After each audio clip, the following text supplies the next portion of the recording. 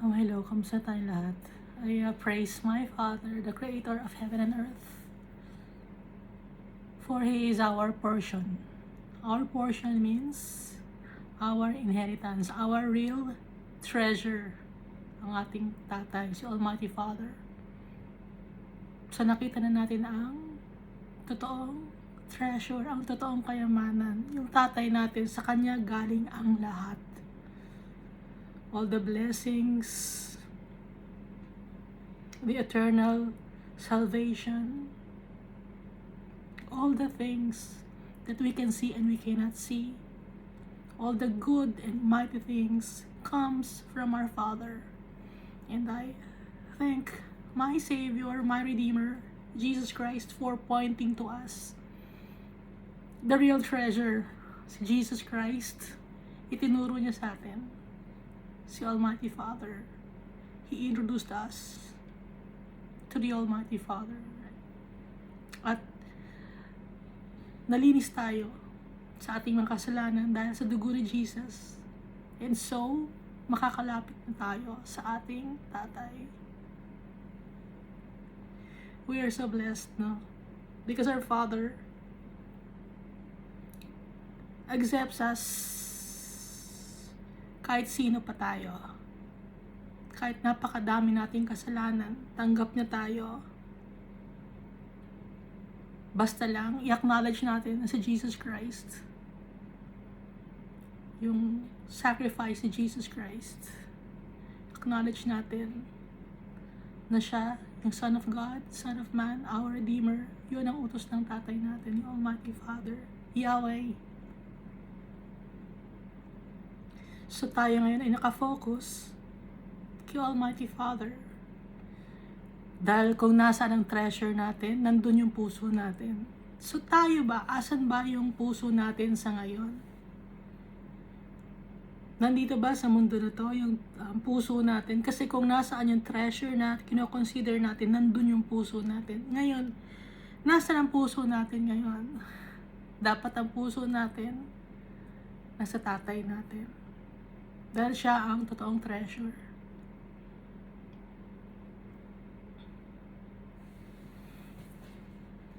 Masyado tayong mahal na mahal ng tatay natin. He created us in His image and likeness.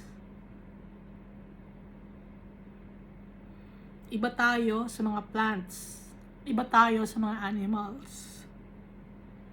Tayo mismo, kawangis ng tatay natin. Kaya magpasalamat tayo sa tatay natin. Kaya rin nalulungkot si Almighty Father pag may mga kaluluwa or souls na napupunta sa eternal damnation. Nalulungkot siya dahil mahal niya lahat ng mga tao. Lahat ng tao, mahal ni Almighty Father. Mga anak niya, tayong lahat. Kaya wag tayo maging rebellious. Obey our Father. Kasi lahat ng gusto ni Almighty Father para sa ikabubuti natin.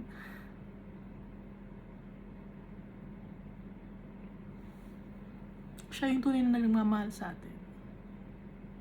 Tayo, mali ang mga desisyon natin sa buhay. So the wise decision that we will make is to choose our Father, to acknowledge our Father, to embrace our Father, to embrace our inheritance, our Father, Yahweh. And to glorify Jesus Christ, our Redeemer.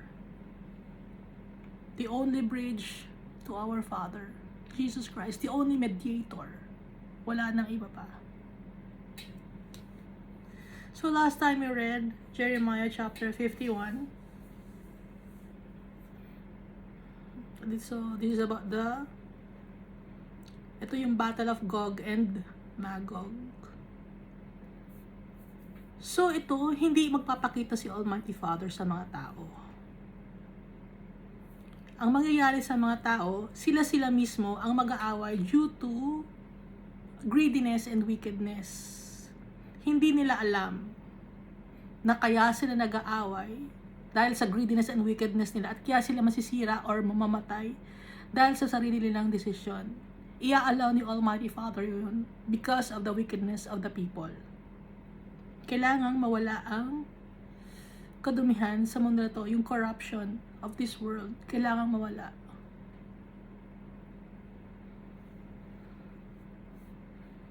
Kaya yung mga tao na ayaw kay Almighty Father, mapupunta sila sa lake of fire. Kaya meron tayong Bible, binigay sa atin to ni Almighty Father. Ito ang kanyang mga salita. Inspired by the Holy Spirit, buhay ang Bible. Dahil si Almighty Father is the Alpha and the Omega.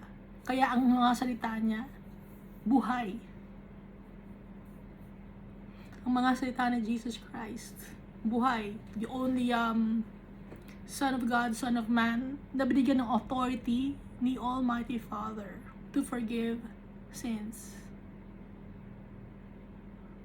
Kagaya siya ni Almighty Father, si Jesus Christ. Pareho silang mag-judge, pareho sila ng ugali. Kaya nga, di ba sabi ni Jesus Christ, my Father and I are one. Although magkaiba sila, pero yung ugali, di ba nabasa natin, sino ang kamukha ko na mag-judge? Sino ang nakasurpass ng mga trials and tribulations? Nabasa natin sa Jeremiah chapter 51. Sino ang kagaya ko? Sabi ni Almighty Father. Yung name na Michael, if you check the internet, anong ibig sabihin ng Michael?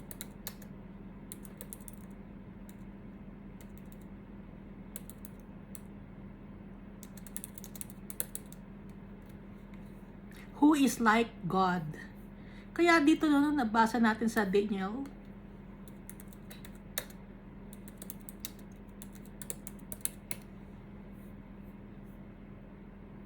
hindi to si Angel Michael. Okay? Kasi di ba may angel ang pangalan Michael? So dito sa Daniel chapter 12 verse 1, who is like God? Yung Michael na kinoconsider dito, the prince, si Jesus Christ. Daniel chapter 12 verse 1. Kaya nga, who is like me? Sabi ni Almighty Father.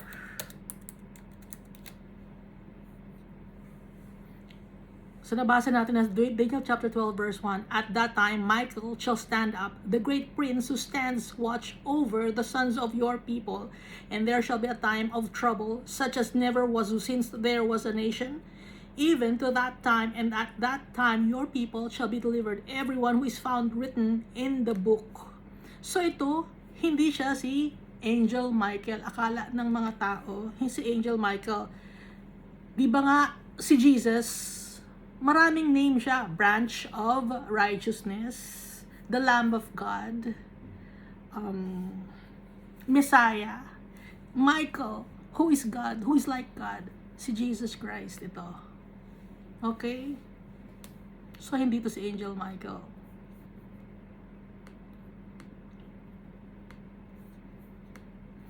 So si Jesus Christ ang magja-judge kasi kagaya siya ni Almighty Father at si Jesus Christ ay nakasama niya ang mga tao. At nakalagay dito na sa Jeremiah chapter 51, deranged ang mga tao sa kanya-kanilang mga idols and carved images. Kahit sa Battle of Gog and Magog, meron pa rin silang sasambahin na image. Dahil yon ay namana nila sa kanilang mga ninuno. Kaya galit si Almighty Father. Everyone is dull-hearted, walang knowledge. Without knowledge, every metalsmith is put to shame by the carved image. For his molded image is falsehood, and there is no breath in them. Pero si Almighty Father, powerful siya. He is the maker of all things, the creator of all things. Out of nothing, He created the world. At tayo ay sinasama ni Almighty Father. Sinasama tayo ni Jesus Christ sa kanilang triumph and victory. At hindi naglilihim sa atin yung tatay natin. Walang secret si Almighty Father. Walang secret si Jesus Christ. Lahat ni-divulge nila nandito sa Bible. Sinasabi dito yung galit ni Almighty Father, aminado. Si Almighty Father, nagagalit siya, aminado siya, nag-jealous God siya.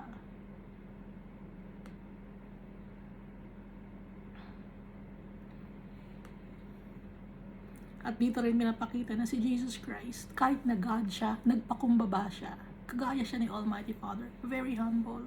Kaya tayo dapat magiging humble din tayo. Gagayahin natin si Jesus Christ.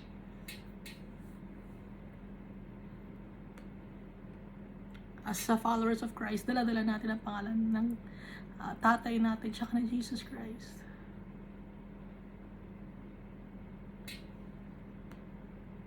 So, ngayon maiisip natin, no, or maiintindihan natin na yung Bible gumagamit ng iba-ibang mga places and names na de-describe kung sino yung tao na yon.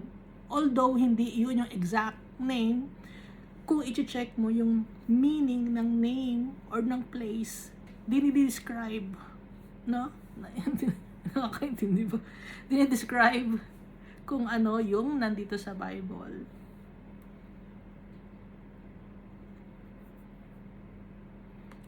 Di ba nabasa natin sa Isaiah, Jeremiah, ngayon, last chapter na natin ngayon sa Jeremiah, sa Ezekiel, Zechariah, sa Book of Revelation. Yung name, description yon, no? Hindi yun yung talagang literal na yun mismo. Example nga kagaya kanina sabi ko, diba, si Michael. Hindi siya si Angel Michael. Ano bang ibig sabihin ng Michael? Who is like God? Si Jesus Christ. Kasi yung iba, sinasamba nila si Angel Michael. Mali yun. Hindi nila chinek kung ano yung meaning ng Michael.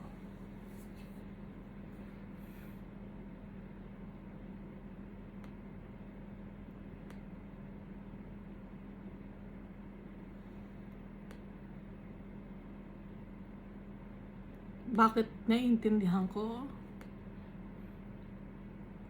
I pray to my Father. I pray to Jesus Christ to guide me. I pray to the Holy Spirit to teach me to understand the words of our Father. On my own, I cannot do it.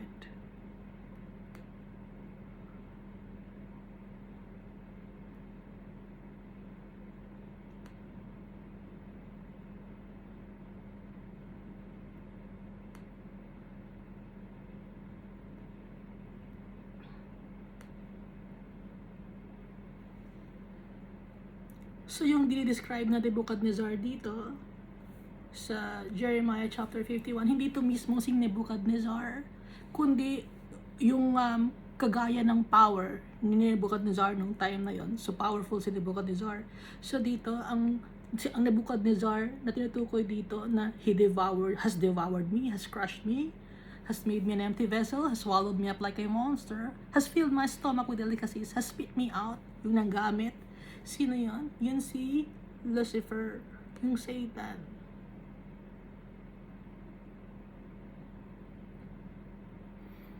Dahil tayo, ginagamit tayo ng Satan to hurt our Father. At pag hindi natin naiintindihan yan, hindi tayo babalik sa tatay natin. Sumama tayo sa kagustuhan ni Satan. Kung saan itatapon si Satan, dun din tayo itatapon ng tatay natin. Masakit man kay Almighty Father, pero wala siyang choice. Hindi pwede si Almighty Father makasama mga wicked people because our Father is holy.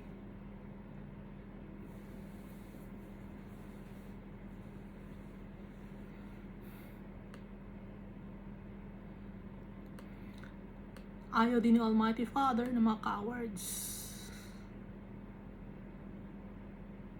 Si Almighty Father dapat ipagtatanggol natin at ipagmamalakasan natin.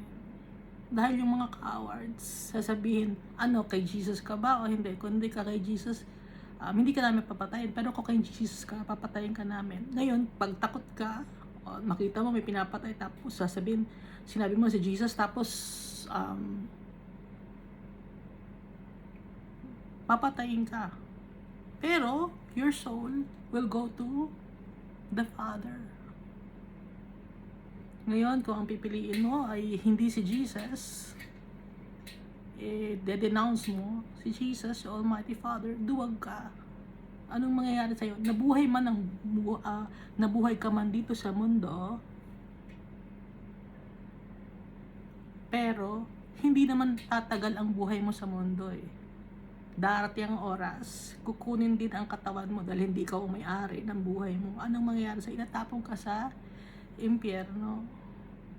Yun ang permanent. Si Jesus Christ, yung example natin, tahimik lang siya, Lamb of God, habang persecute siya ng mga tao, tino-torture siya, nasasaktan si Jesus. Pero yung pagmamahal niya kay Almighty Father, yung faith niya kay Almighty Father is so strong. And so, itinaas si Jesus, yung name niya above all names. At babalik ko rin si Jesus as our judge at the end of times. And He will be the King of Kings and the Lord of Lords. I-share niya yung kanyang gloriousness and victory sa atin. Very loving si Jesus Christ, just like the Almighty Father. Kaya nga, who is like God? Kaya nga, nakalagay dito sa Daniel, Michael. Si Jesus yon, pinatutungkulan. Maraming names si Jesus Christ. Messiah, no? Redeemer, Savior, Divine, ano pa ba? A branch of righteousness. Ano pa ba yung mga, the Lion of the tribe of Judah?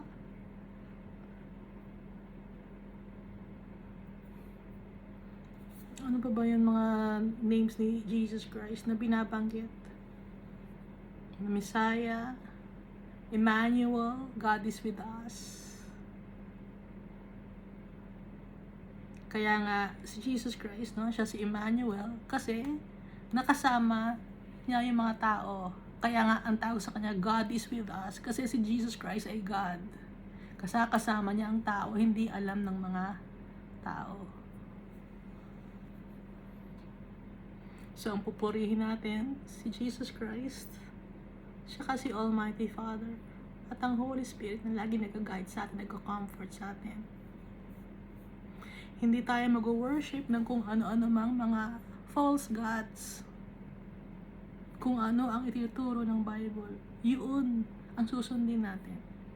Matagal na tong Bible, matagal pa sa kahit na anong libro na nakita ninyo.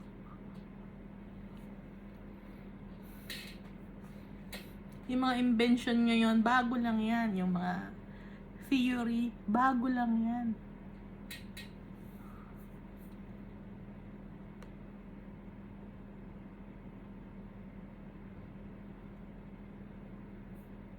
At ang namatay at nabuhay at umakyat sa langit kasama yung katawan, si Jesus Christ. After 3 days na buhay siya, tapos nakasama niya pa rin yung mga tao, and after that, naman nakasama niya yung mga tao, mga 40 days yata yun, no? Nalimutan ko na nandito siya kasama niya yung mga tao, and then umakyat na siya sa langit. Siya lang ang nag-ascend sa heaven with his body,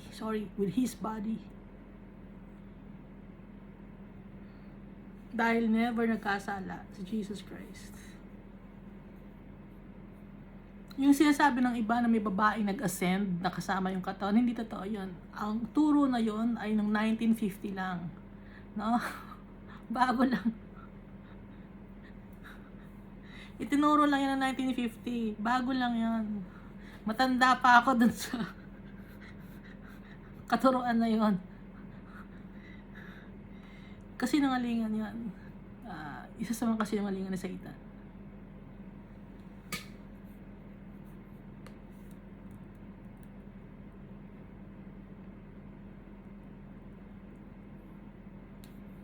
Kaya nga laging binabanggit dito, tungkol sa mga carved images.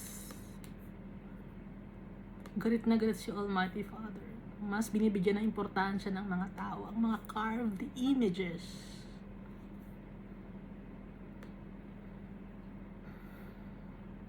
Yung mga ginagawang hero ng mga tao, mas binibigyan ng parangal ng mga tao kaysa kay Almighty Father na nag-create ng mundo.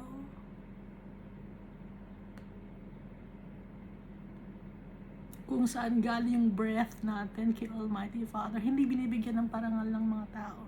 Kung saan galing yung kaluluwa natin, hindi binibigyan ng parangal ng tao si Almighty Father. Yung tunay na treasure. And so, what will happen to this world? It will become a desolate forever.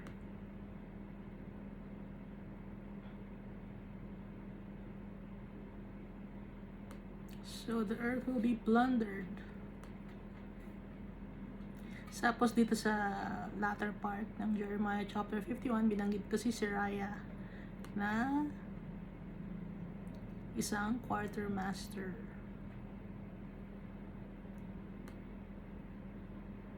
Papunta ng Babylon si Seraiah dahil siya isang quartermaster, dinala ni Nebuzaradan. So binigyan ng pabaon ni Jeremiah si Seraiah, basahin ang salita ni Almighty Father, itong book of Jeremiah, and then ang utos sa kanya ay itapon itong book sa dagat or sa river Euphrates.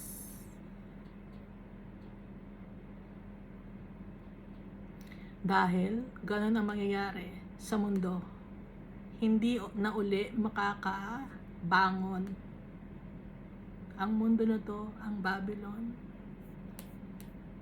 So dito na tayo sa Jeremiah chapter 52, the last chapter of Jeremiah. So natapos na yung story ng mundo hanggang Jeremiah chapter 51. And then dito sa Jeremiah chapter 52, nire-revisit yung mga pangyayari sa Jeremiah chapter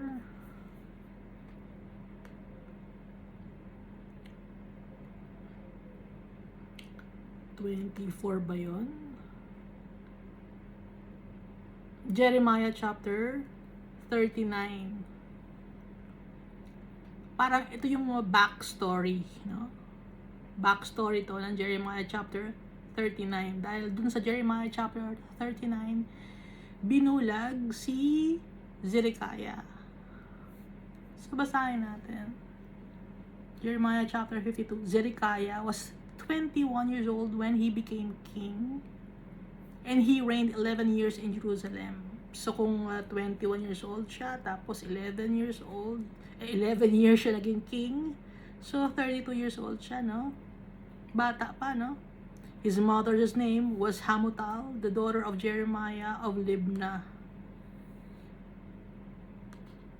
Si Zedekiah, kapatid siya ni Jehoiakim. Hindi lang natin alam kung same sila ng mother.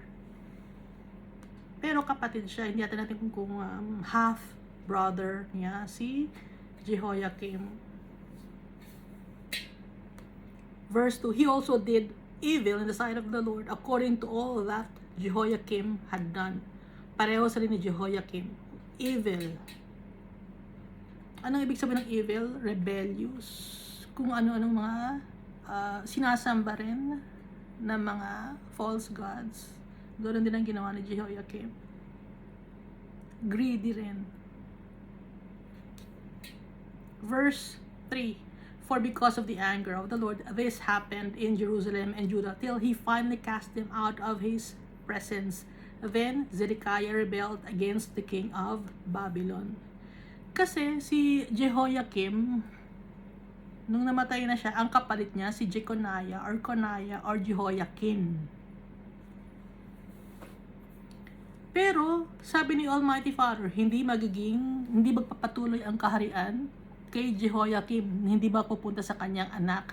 Kaya itong si Konaya or Jehoiakim, 3 months lang siyang nag-reign. Tapos tinanggal na siya sa kanyang pwesto. Inallow ni Almighty Father yung pagkakatanggal na yon dahil nga sa wickedness of Jehoiakim, no? Ang ginawang king ni Nebuchadnezzar instead of Jehoiakim or Jeconiah or Konaya ay si Zedekiah. In-appoint ni Nebuchadnezzar si Zedekiah. Mababasa ito, no, sa 2 Kings chapter 24. So nung una okay pa si Zedekiah at saka si Nebuchadnezzar kasi siya nga in-appoint as king. Pero dahil sa matigas ang ulo ni Zedekiah, he rebelled against the king of Babylon. Kaya naging kaaway niya ngayon si Nebuchadnezzar. Una, hindi niya kaaway si Nebuchadnezzar kasi siya ang in-appoint as king ni Nebuchadnezzar. Pero naging yung ugali ni Jehoiakim, pareho sa ni Zedekiah, wicked. And so, nagalit si Almighty Father kay Zedekiah at dumating din yung time na rebellious si Zedekiah kay Nebuchadnezzar. Kaya naging magkaaway sila. Now it came to pass in the 9th year of his reign, 9th year na ng pag-reign ni Zedekiah, in the 10th month, pag sinasabing 10th month ng pag Hebrew calendar, December yon 10th month, no? November, December. 10th month on the 10th day of the month, that Nebuchadnezzar, king of Babylon, and all his army came against Jerusalem and encamped against it and built a siege wall against it all around.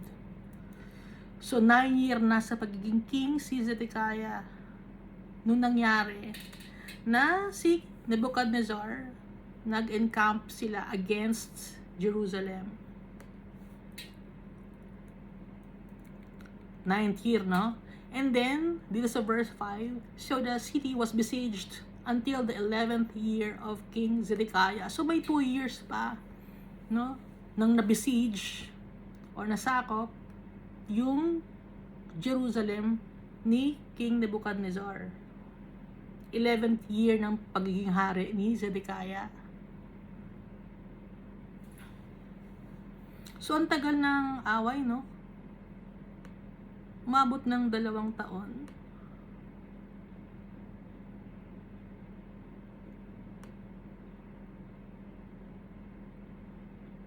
Verse 6, by the 4th month, on the 9th day of the month, the famine had become so severe in the city that there was no food for the people of the land. Since merong war nga, hindi rin makapasok yung mga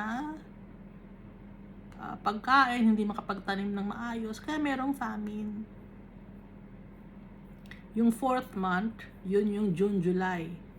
On the 9th day of the month, June, July 9, gano'n. Nagkaroon ng famine. Kasi nga, pag may war, at saka merong calamities, may famine din. Sunod-sunod yun. Di ba nga, nung nagkaroon ng sakit daw yung mga tao 5 years ago, nagkaroon din ng famine, di ba? Nag-aagawan sa mga sa mga rasyon ng pagkain ng gobyerno ang mga tao. Pantay-pantay ang mga tao noon, walang mahirap, walang mayaman. That was 5 years ago, no? Tagutom na rin noon. Ngayon, wala nang tayong wala nang away ngayon, wala nang mga sakit ng mga tao, pero may famine pa rin dahil sa greediness naman. Nagmamahal ang mga bilihin. Marami pa rin nagugutom.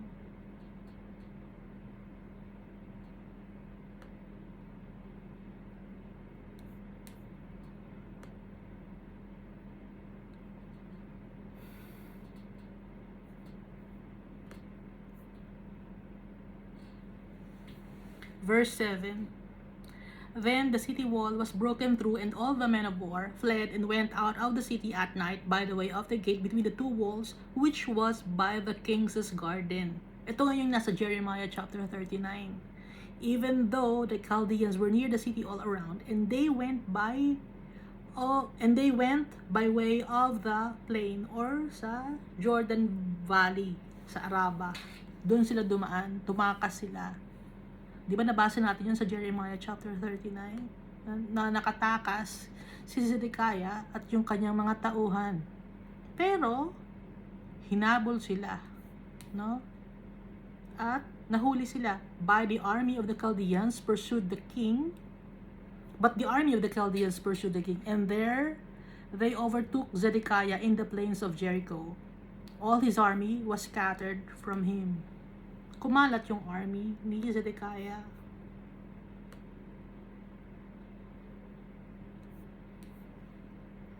Dahil naglaban. Verse 9.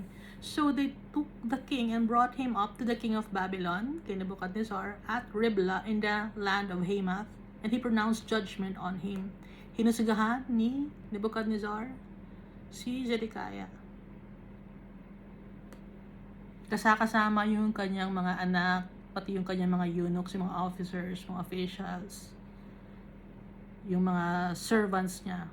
Verse 10, then the king of Babylon killed the sons of Zedekiah before his eyes. So sa harapan ni Zedekiah, pinatay yung kanyang mga anak.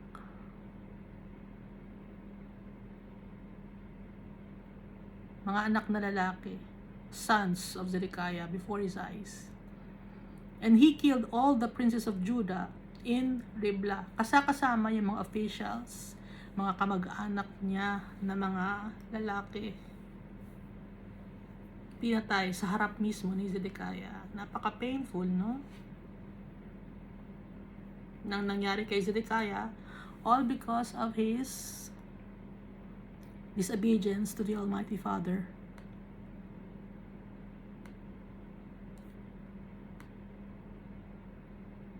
Verse 11, he also put out the eyes of Zedekiah. Tinanggalan ng mata si Zedekiah. Hindi natin alam kung paano tinanggalan. Kung kinuha ba or tinusok. Pero binulag si Zedekiah. Ang last na nakita niya ay pinatay ang kanyang mga anak at yung kanyang mga kamag-anak, and then tinanggalan ng mata. How painful is that?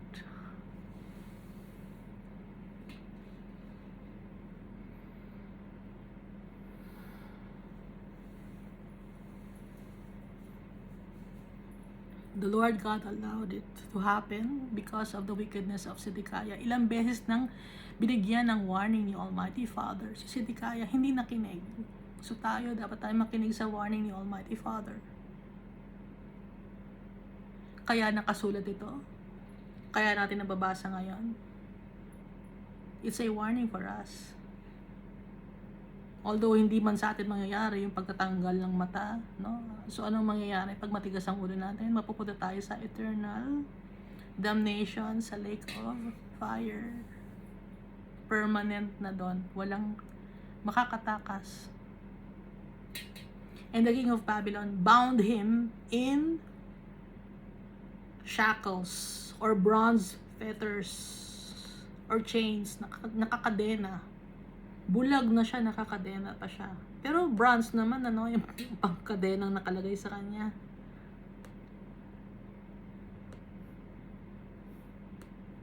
Took him to Babylon and put him in prison till the day of his death. Bulag siya, nasa kulungan siya. Last na nakita niya, pinatay yung kanyang mga anak. Nagsisisi siguro siya, no? Hindi natin alam yung puso ni Zedekiah nung time na yun. Kung nagpe-pray ba siya, nagsisisi ba siya. Kasi hanggang sa mamatay siya, nandun siya, bulag siya. Siyempre, aware siya. Hindi lang niya siya makakita. Verse 12, now in the 5th month, on the 10th month of the month, now in the 5th month, on the 10th day of the month. Ano ba yung 5th month? Yung Av. So parang July or August. 10th day. So July or August 10. Which was the 19th year of King Nebuchadnezzar, king of Babylon. 19 years ng King Nebuchadnezzar ng Babylon. Nebuzaradan, the captain of the guard who served the king of Babylon, came to Jerusalem. Nabanggit si Nebuzaradan, di ba? Dun sa ilang mga chapters na nabasa natin, na siya yung captain ni Nebuchadnezzar. Pumunta siya ng Jerusalem dahil nga nasakop na nila ang Jerusalem, nasakop na nila ang Judah. Verse 13. At bago pa man nila nasakop ang Jerusalem at ang Judah, nasakop na nila yung Israel. So, ang laki ng sakop na lupain ni Nebuchadnezzar. Verse 13. He burned the house of the Lord and the king's house. Sinunog ni Nebuzaradan yung temple of the Almighty Father na pinagawa ni King Solomon and the king's house, pati yung bahay ng king, sinunog din ni Nebuzaradan. All the houses of Jerusalem, that is all the houses of the great, he burned with fire. Lahat ng mga malalaking bahay, lahat ng bahay ng mga officials, mga kamag-anak ng king, lahat ng mga mayayaman, mga moneyed people of Jerusalem and Judah, sinunog pati yung bahay ng king, pati na rin yung temple of the Lord. Sinunog yung mga malalaking mga structure ni Nebuzaradan. Hindi nagalit si Almighty Father. Kahit sinunog yung temple of the Lord, hindi nagalit si Almighty Father. Bakit? Ano lang yon? Physical lang yon. Hindi talaga yon ang temple, kundi dun lang nagko-congregate ang mga tao to worship God, to offer sacrifices, to ask for forgiveness. Pero wala naman dun si Almighty Father, dun lang yung meeting place. Since ang mga tao ay wicked, paano na sila ngayon, no? Paano na sila makakalapit kay Almighty Father? Wala ng temple.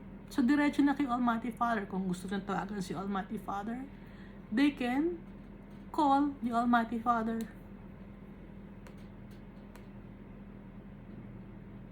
Verse 14, and all the army of the Chaldeans who were with the captain of the guard broke down all the walls of Jerusalem all around.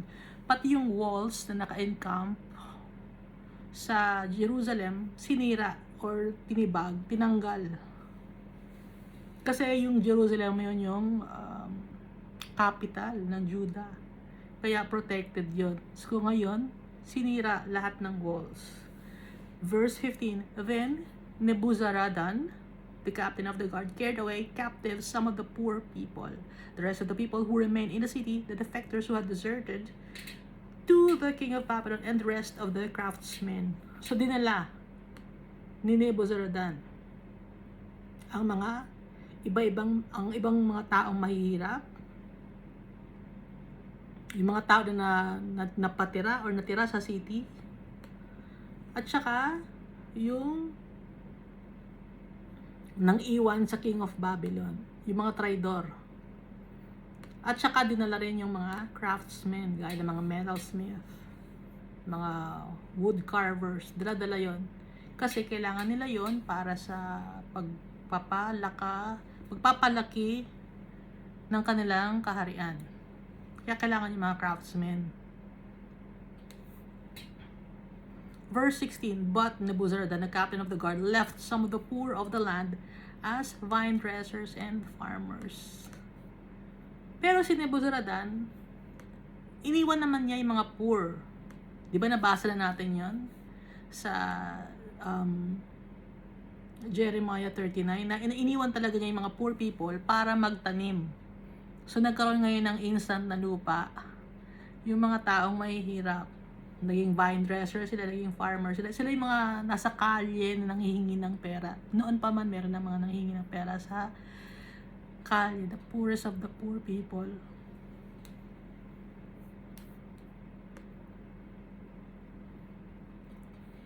It's verse 17. Ito naman yung the bronze pillars that were in the house of the Lord, and the carts in the bronze sea that were in the house of the Lord, and the Chaldeans broke in pieces and carried all their bronze to Babylon. Ano tong bronze pillar? Itong bronze pillar, ito ay nandun sa temple of the Almighty Father, sa house of the Lord. No? Bronze siya. Sinira ng mga Chaldeans. Mababasa ito, yung description nitong bronze pillars tsaka yung bronze sea sa 2 Chronicles chapter 4. Yung bronze sea, ito ay basin or great laver. May nakakainan ko yan, sabi ko. Puntahan ninyo 2 Corinthians chapter 4. Kasi sa temple of the Lord, meron dong basin. Doon naglilinis yung high priest ng sarili niya. At nababasa nito sa 1 Kings chapter 7 verse 26. Ang nakalagay sa bronze sea or sa basin, ano bang Tagalog ng basin? Balde? Batya? Malaking batya? No. Ang nalalagay sa malaking lalagyan na to na basin ay 8,000 gallons of water. Estimation yon. Panlinis yon. Kasi nga, house of the Lord, kailangan malinis yung mga tao. Yung mga high priests. Ngayon, yung basin na yon, yung mga bronze pillars, yung mga nandun sa temple of the Almighty Father, sa temple of the Lord, sa house of the Lord, sinira ng mga Chaldeans. Tinanggal yung mga bronze. Kumbaga sa Pilipinas, di ba? Kumbaga dito, yung mga taong yung mga may mga nagnanakaw, mga copper, di ba? Kinukuha yung kuryente. Ganun, sila naman yung Chaldeans, kinuha naman nila yung kung ano yung importanteng metal. So, yung timeline na importante na metal doon, bronze, silver, gold. Kaya, kinuha nila, idadali nila sa Babylon. Gusto ba rin yung basahin? 2 Chronicles chapter 4. Dito nagka-describe yung bronze sea. Okay? At saka dito sa 1 Kings chapter 7 verse 26. Sa verse 18 naman tayo ng Jeremiah chapter 52. They also took away the pots, the shovels, the trimmers, the bowls or the basins, the spoons, and all the bronze utensils with which the priests ministered. Lahat ng gamit ng mga priests, kinuha rin. Kasi nga, mamahalin yon. Yun ay ipinagawa ni King Solomon.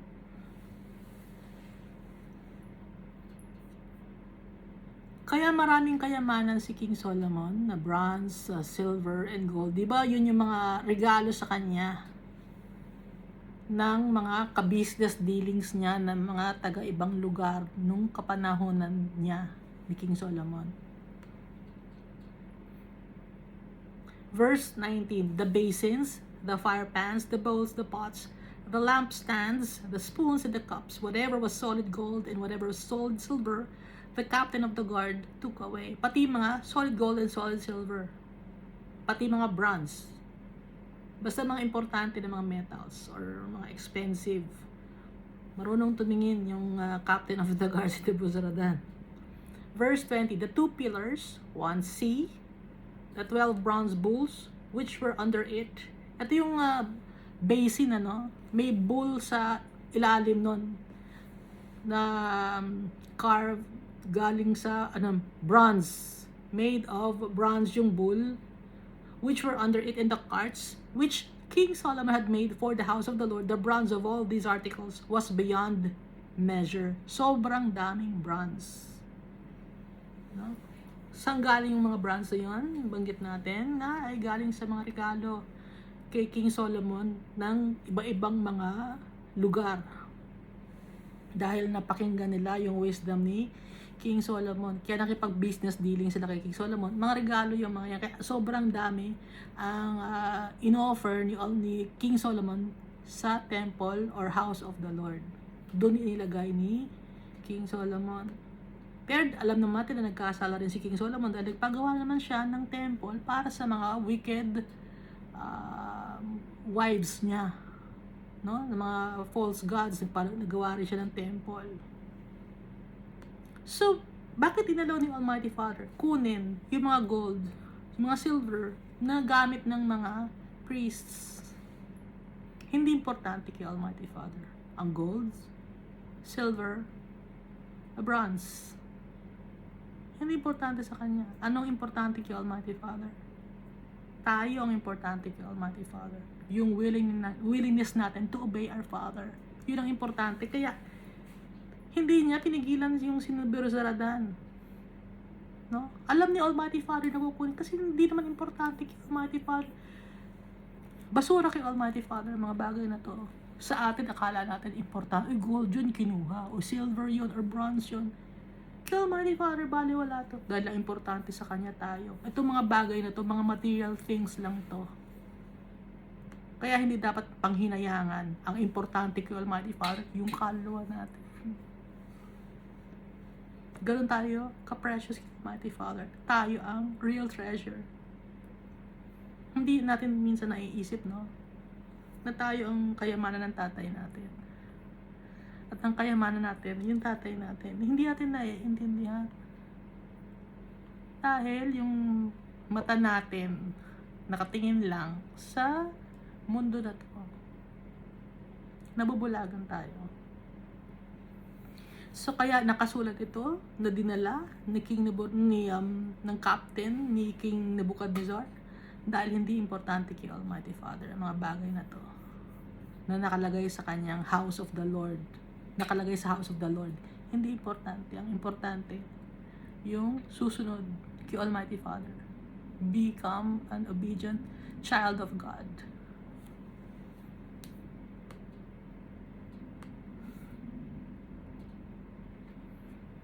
Verse 21, now concerning the pillars, the height of one pillar was 18 cubits or 18 inches.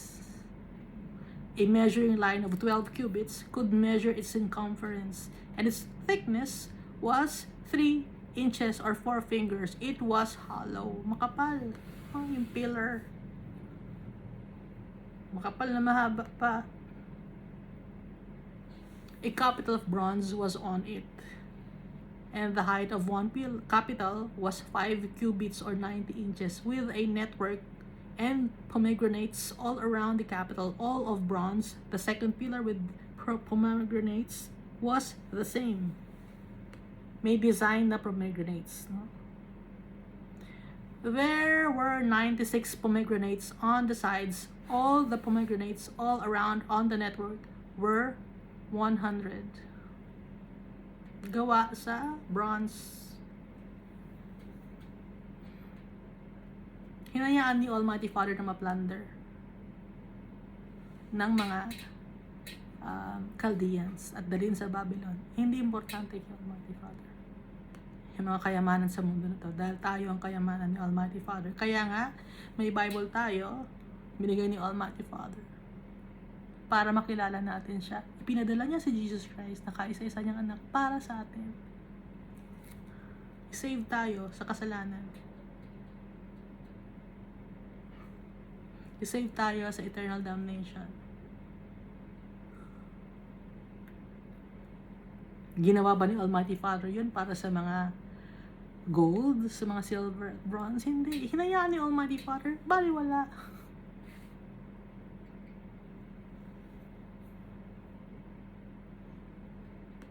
Dahil ang kayamanan ni Almighty Father, itin ko tayo.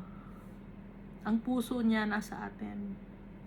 Kaya tayo dapat, yung puso natin na kay Almighty Father, dahil siya ang kayamanan natin. Verse 24, the captain of the guard took Seraiah, the chief priest, Zephaniah, the second priest, and the 3 doorkeepers. Si Seraiah, no? Di ba nabanggit sa Jeremiah chapter 51? pero papunta siya ng Babylon. So, siya ba ito? Kasi ang description dito, chief priest. Pero yung description sa Jeremiah chapter 51, siya ay isang quartermaster. Ano ba yung quartermaster? Check nga natin.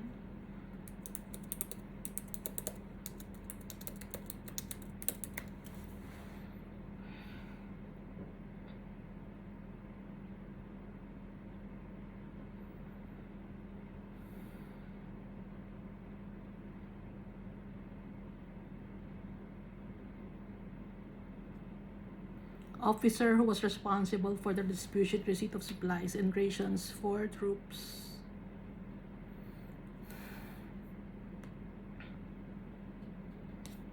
Pero dito, si Raya din ang name niya, pero chief priest naman siya. Yung isa quartermaster. Pero pareho silang papunta ng Babylon. Kasi kasama niya si Zedekiah. When he went with Zedekiah, the king of Judah, to Babylon in the 4th year of his reign. Siya ba ito? Hindi tayo sure, no? Kasi quartermaster to, isa naman chief priest naman to si Seraiah. Pero same name sila. And then si Zephaniah, the second priest, and the 3 doorkeepers. Verse 25, he also took out of the city an officer who had charge of the men of war. So, eunuch. Alam naman natin ang eunuch, di ba? 7 men of the king's closest associates who were found in the city, the principal scribe of the army, who mustered the people of the land. Nagpapalakas ng loob ng mga tao yung principal scribe. At saka, 60 men of the people of the land who were found in the midst of the city. So, dinala na captive ni Nebuzaradan. Sinong dinala niya? Si Seraiah, Zephaniah, tapos 3 doorkeepers ng house of the Lord. And then, sino bang dinala niya? Officer, yung eunuch, 7 men na ka-close ni King Zedekiah. Tapos yung principal scribe or isang attorney na nagpapalakas ng loob sa mga tao at 60 men. So all in all, 74 tao ang dala-dala ni Nebuzaradan. And Nebuzaradan, the captain of the guard, took these and brought them to the king of Babylon at Riblah. So dinala sa king of Babylon yung 74 na tao. Then the king of Babylon struck them and put them to death at Riblah in the land of Hamath. Thus Judah was carried away captive from his own land. So itong 74 na mga tao na to, pinatay din ni King Nebuchadnezzar.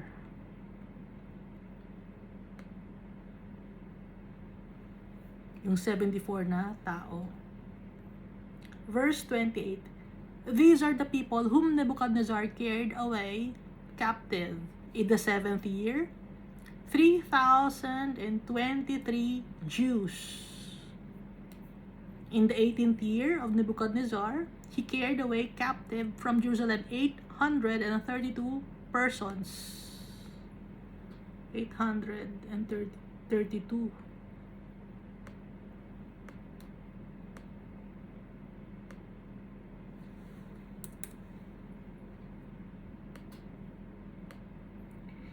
In the 23rd year of Nebuchadnezzar, Nebuzaradan, the captain of the guard, carried away captive of the Jews 745.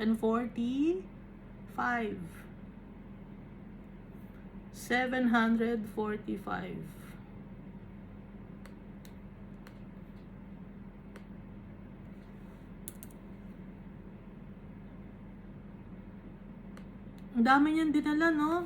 Ang tagal na year. 7th year, 18th year, tsaka ng 23rd year ng pagkahari ni Nebuchadnezzar. So all in all,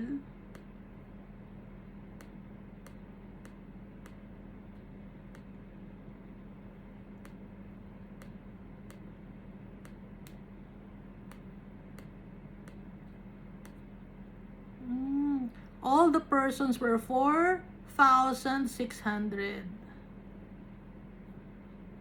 In the 23rd year of Nebuchadnezzar, Nebuzaradan, the captain of the guard, carried away captive of the Jews 745 people. All the persons were 4,600 ang nakuha ni Nebuchadnezzar.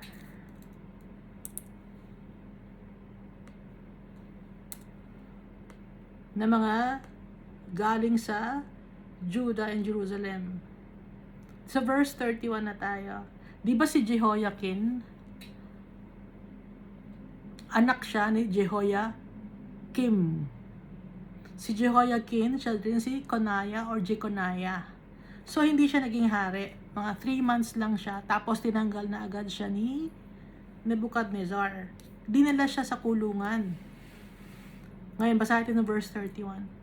Now, it came to pass in the 37th year of the captivity of Jehoiakim, king of Judah. So, 37 years na siyang nakakulong.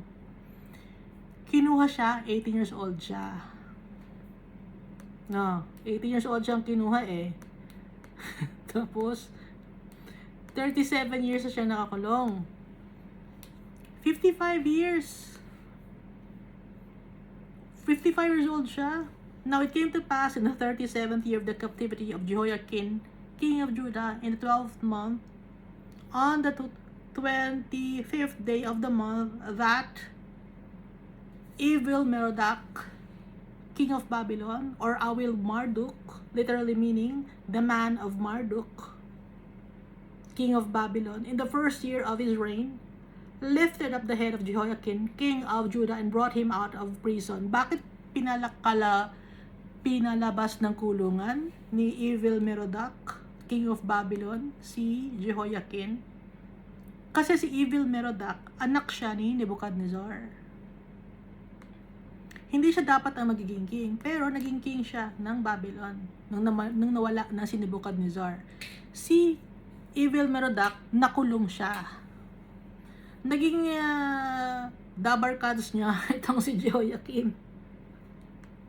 Kaya itong si Jehoiakim ngayon, nung nakalaya na si Evil-Merodach, naging king siya,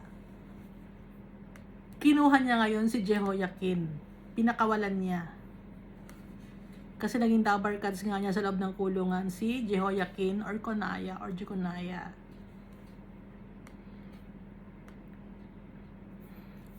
I-check nyo, no, sa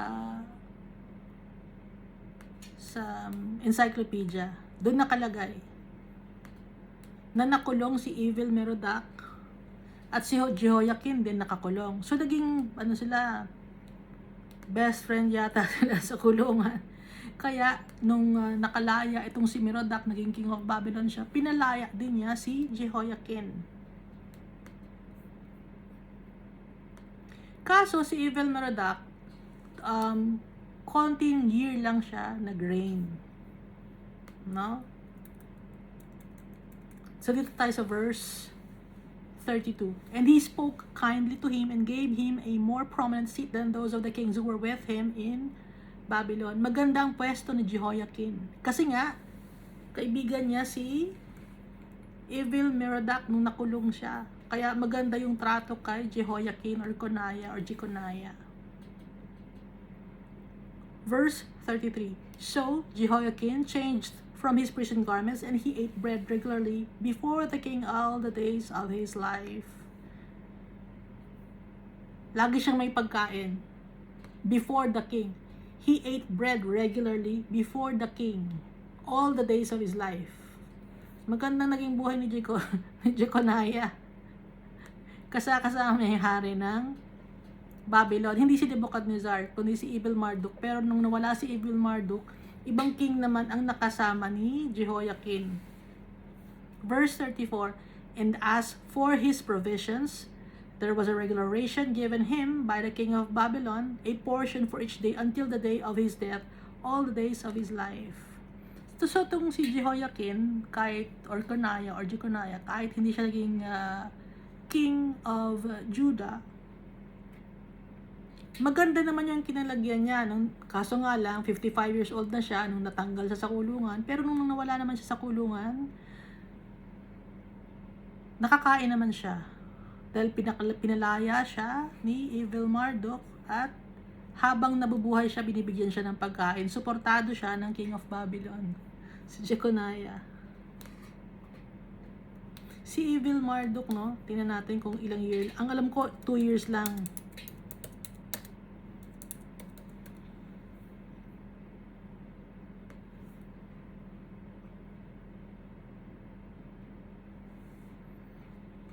Or Amel Marduk.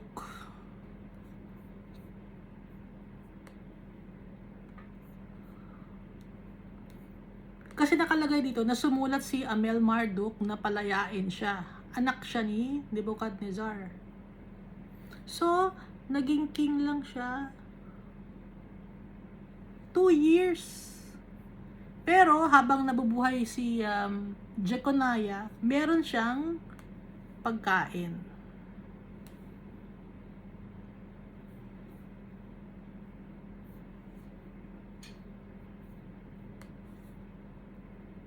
So ito yung Book of Jeremiah.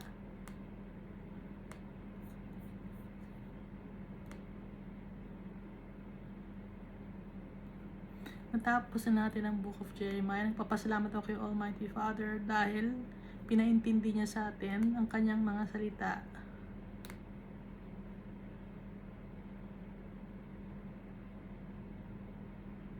Na makikita natin dito na pag disobedient ang mga tao kay Almighty Father, mapaparusahan talaga.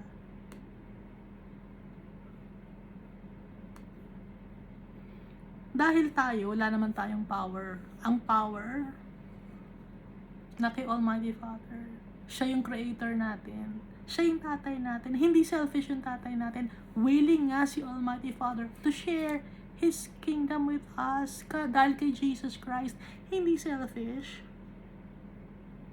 Ini-impluensyahan lang tayo ng wickedness ni Satanas para maging disobedient tayo kay Almighty Father, para nang sa ganun mapunta sa impyerno ang kaluluwa, malulungkot si Almighty Father.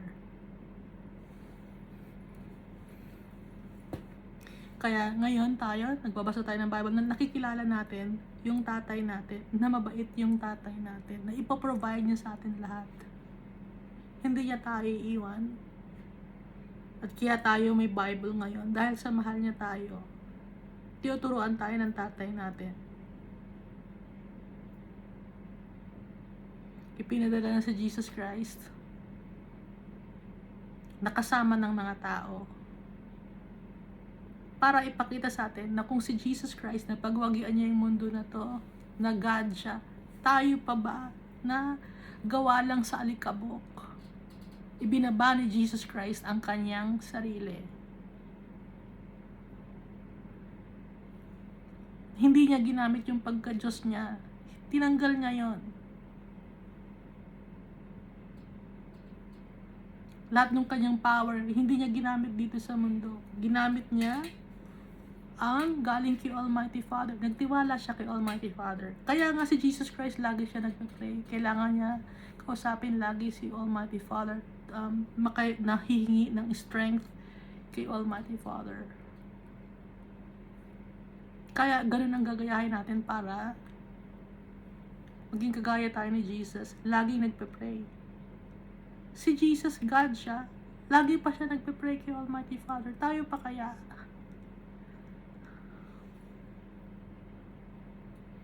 Kaya si Jesus Christ yung pattern natin.